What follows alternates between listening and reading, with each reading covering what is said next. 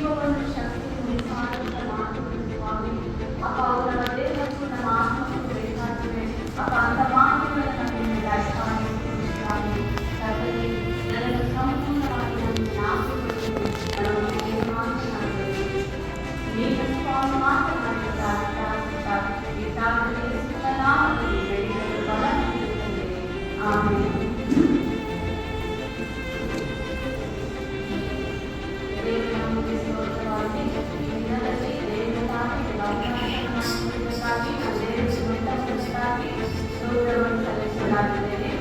ಮತ್ತು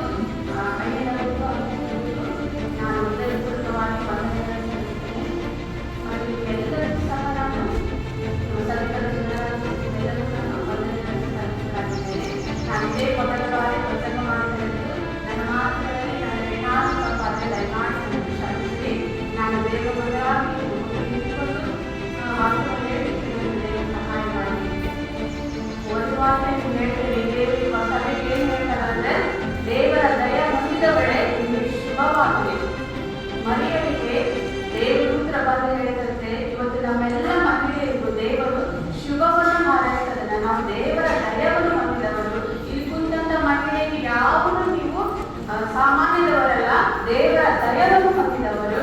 ನೀವು ಸಂತೋಷವಾಗಿರಿ. ನಿಮ್ಮ ಕುಟುಂಬಕ್ಕೆ ಯಾವ ಕೇಡು ಸಂಭವಿಸಲು ನೀವು ಭಯಪಡಬೇಡಿ. ಯಾಕಂದ್ರೆ ದೇವರ ದಯ ನಿಮ್ಮ ಕುಟುಂಬಕ್ಕೂ ನಿಮಗಿದೆ. ದೇವರ ನಾಮಕ್ಕೆ ಸ್ತೋತ್ರವಾಗಲಿ. ನಾನು ಫಸ್ಟ್ ನನ್ನ ಸಣ್ಣದೊಂದು ಸಾಕ್ಷ್ಯ ನಾನು ಹೇಳ್ತೀನಿ.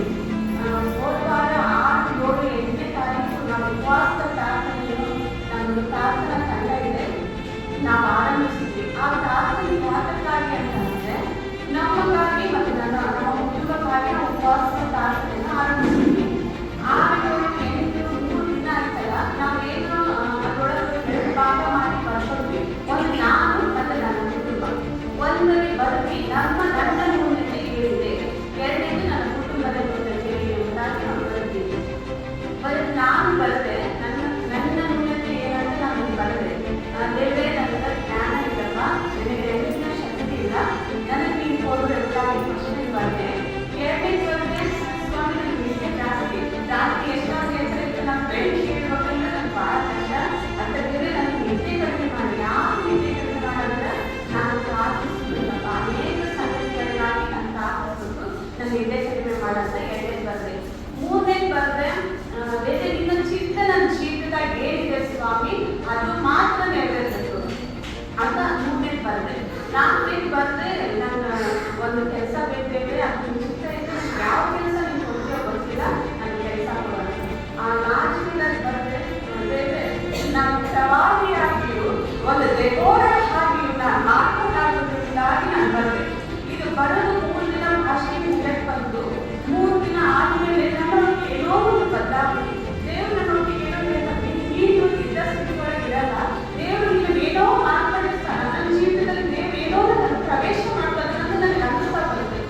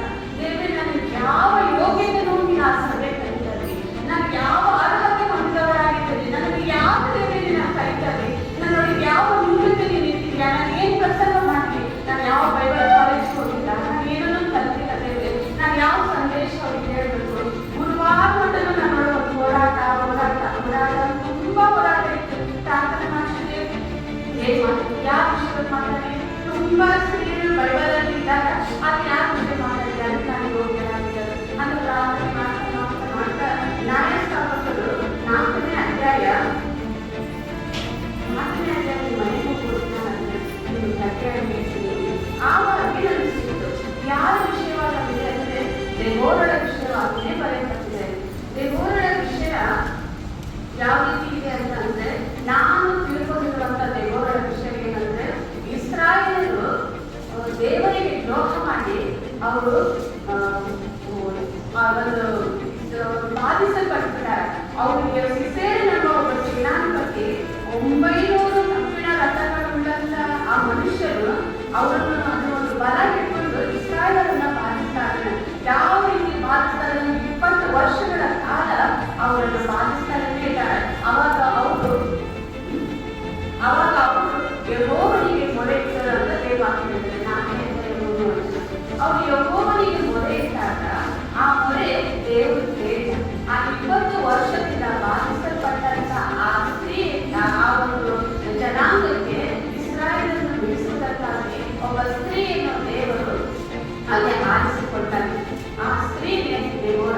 ಆ ದೇವರನ್ನು ಯಾರು ಅಂತ ಕೇಳುವಾಗ ಆಕೆ ಒಬ್ಬ ಗೃಹಿಣಿ, ಫಸ್ಟ್ ಹೇಳ್ಬೇಕಂದ್ರೆ ಆಕೆ ಒಬ್ಬ ಗೃಹಿಣಿ, ಆಕೆ ಒಬ್ಬ ನ್ಯಾಯಾಧೀಶೆ, ಆಕೆ ಒಬ್ಬ ಪ್ರವಾದಿ, ಮತ್ತು ಆಕೆ ಇಸ್ರಾಯೇಲ್ ಎಲ್ಲರಿಗೂ ನ್ಯಾಯ ತೀರಿಸುವಂತ ಸ್ತ್ರೀ ಆಕೆ ಆಗಿರೋದು. ಆಕೆ ಒಂದು ಖರ್ಜೂರದ ಮರದ ಕೈಯಲ್ಲಿ ಕುಂತುಕೊಂಡು ಅನೇಕ ಜನರಿಗೆ ಇಸ್ರಾಯೇಲನ್ನು ಉಟ್ಕೊಂಡು ಬರ್ತಿದ್ದಕ್ಕೆ ನ್ಯಾಯ ತೀರಿಸುವಂತ ಸ್ತ್ರೀ ಆಕೆ ಆಗಿರೋದು.